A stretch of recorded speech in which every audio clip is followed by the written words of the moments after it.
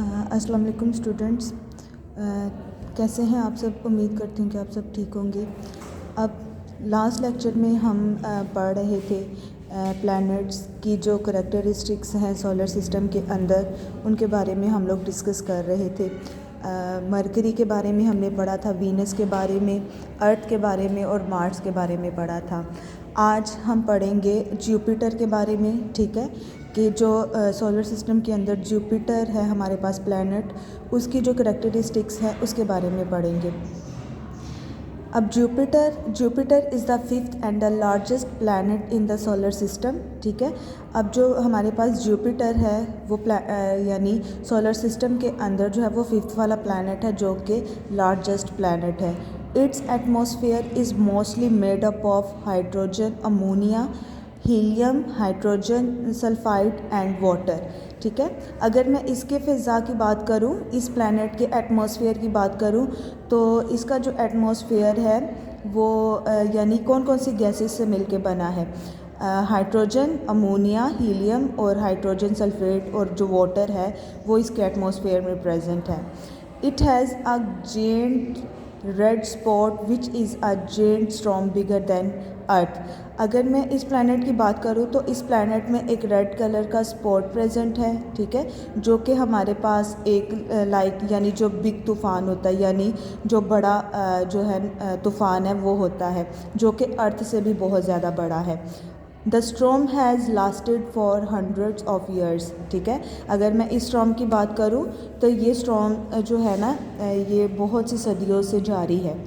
उसके बाद it has moons between 80 to 95 moons. It has gaseous rings around it.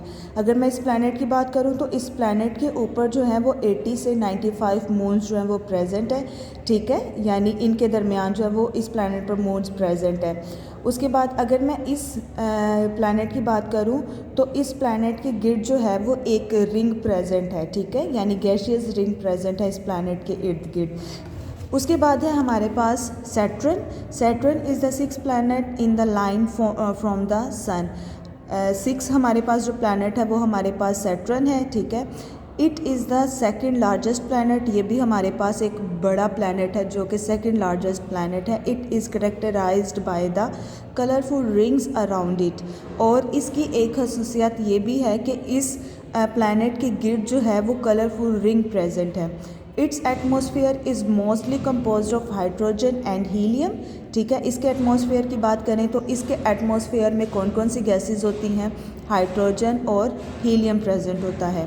Similar to Jupiter is a gas giant lack और rocky surface. It has 82 moons. इस planet के अंदर, ठीक है, 82 moons present होते हैं और इसका जो सरफेस होता है वो किस तरह का होता है? रॉकी फॉर्म में होता है। नेक्स्ट है हमारे पास यूरेनस। अब यूरेनस जो है वो सातवां प्लैनेट है जो कि सन के गिर्द क्या करता है? रिवॉल्व करता है। It is the third largest planet और ये थर्ड लार्जेस्ट प्लैनेट है। Uranus is an ice giant, ठीक है। यूरेनस के अंदर most of its atmosphere is water, methane and ammonia. अब इस प्लैनेट के अंदर जो है वो यानी जो बर्फ़ है ये बर्फ़ प्रेजेंट होती है। Most of its atmosphere is water, methane and ammonia.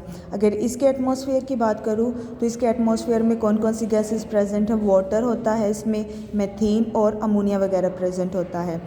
It appears blue in color due to methane. It has 24 moons. It also has ring circle. अब इसके प्लैनेट में जो है वो 27 मून्स प्रेजेंट होते हैं। अगर मैं इसके यानी इसके कलर की बात करूँ तो इसका जो कलर होता है वो ब्लू होता है, यानी हमें ब्लू नज़र आता है क्योंकि इसमें क्या प्रेजेंट है? कौन सी गैस प्रेजेंट है? मीथेन गैस प्रेजेंट है, जिसकी वजह से इसका जो कलर है वो हमें ब्लू नज़र आता है।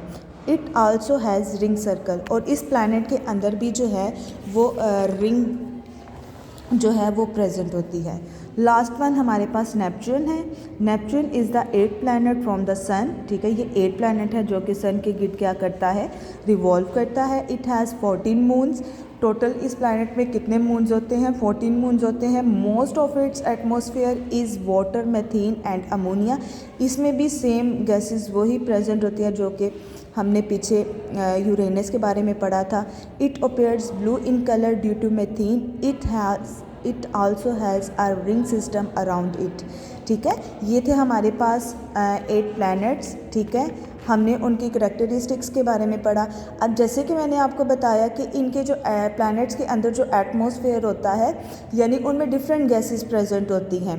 और जैसे कि मैंने आपको जब हमने फर्स्ट लेक्चर को डिस्कस किया था सोलर सिस्टम के बारे में, हमने पढ़ा था कि इसके इनर पार्ट होते हैं, इनर प्लैनेट्स होते हैं और आउटर प्लैनेट्स होते हैं।